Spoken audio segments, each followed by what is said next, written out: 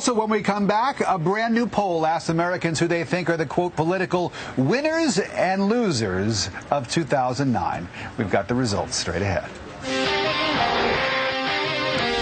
Well, hard to believe, but in just 3 days, we'll be ringing in a new year. But in the meantime, USA Today has teamed up with Gallup, the pollsters, and they've asked Americans who they think are the political, quote, winners and losers of 2009. Let's talk about that with Rick Tyler, who is a spokesman for Newt Gingrich. He's also the founding director of Renewing American Leadership. Good to see you, Rick. And Bernard Whitman is with us as well. He's a former pollster for President Clinton, and we're glad you are here as well. Let's just mention off the top that they basically went out and they asked people to name the political winners and losers. And so we're going to show you percentage points on the screen. They're not going to add up to 100 because people just sort of, they put up the whoever mentioned these people. That's what the percentages are. We'll start with the losers. And Rick, let me start with you because the third highest vote getter here is the congressman from South Carolina who stood up during the president's speech on health care in front of Congress and said, "You lie."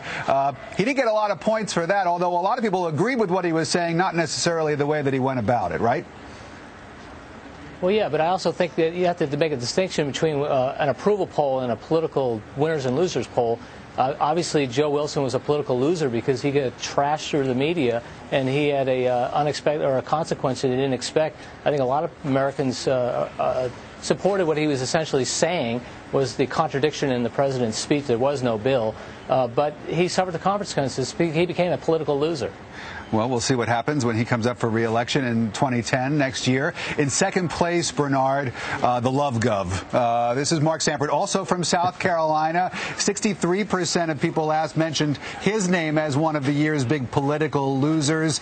He will not be impeached, but it does look like his wife has left him. Yeah, I think he and Tiger Woods can sort of figure out where to go and play golf for the rest of their careers because Mark Sanford is sort of toast. But I would add to one of the biggest political losers a governor in a neighboring state, Bobby Jindal. Much to my son's dismay, he's a big Bobby Jindal fan. But here's a guy who started out at the beginning of the year as a potential front runner for the 2012 nomination, gave one of the worst reactions to a speech that the American people have ever seen, and now is in a 1 or 2% in the polls. Well, there's still a lot of time between now and 2012, and the governor of Louisiana certainly has time, if he wants, to try to elevate his stature in the public's eye. Let's go on now to the top. This is and I'm not really sure I understand why that these folks were named the top political losers, but 70% of people asked said that the White House party crashers, the Salahis who crashed at state dinner for the Indian prime minister, that they were the political losers. Rick,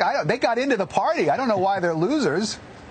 Well, they're winners at party crashing, but again, they're political losers because they got trashed through the media. But again, people don't like party crashers, and so this is just an indication that people don't like party crashers. All right. Well, let's switch over to the winners now, shall we? And we've got the top three there. And this, I thought, Bernard, was very interesting because President Obama, 58% of people mentioning his name, even though his approval ratings keep dropping and dropping and dropping.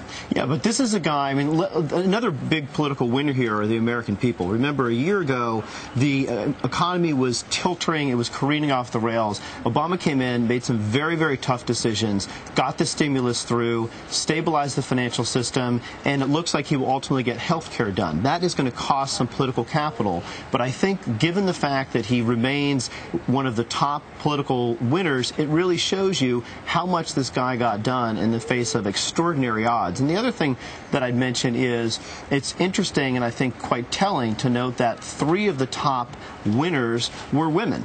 This suggests to me that coming in 2010, 2011, and 2012, we ought to see a lot more women from both parties challenging incumbents and running for open seats, because clearly change is in the offing. I think women can bring that. Well, that can segue us into the number 2 top vote getter, Rick. Hillary Clinton, the Secretary of State, getting 70% of the people mentioning her name. Why do you think?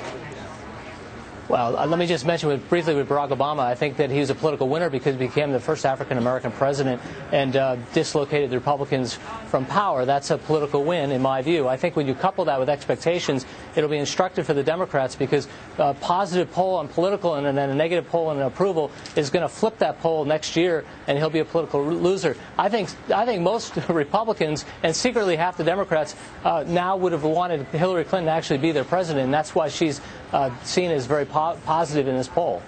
And finally, the top vote getter, the top winner, according to the Gallup poll, Bernard, the First Lady of the United States. You know, it is not uncommon for First Ladies to outpoll their husbands. Laura Bush average over 8 years was 71%, 15 points higher than George W. Bush's at 56. And it shows that Michelle Obama took the world by storm on the campaign trail. She did it at the inauguration. She's continued to do it. And frankly, I would actually say that Michelle Obama, more than David Axelrod or Rahm Emanuel, is the president's best political secret weapon. Well, we'll see what happens as we head into a brand new year. Bernard Whitman, thanks very much for being here. Thank you. Rick Tyler, thank you, and Happy New Year to you both. Thank you. Happy New Year.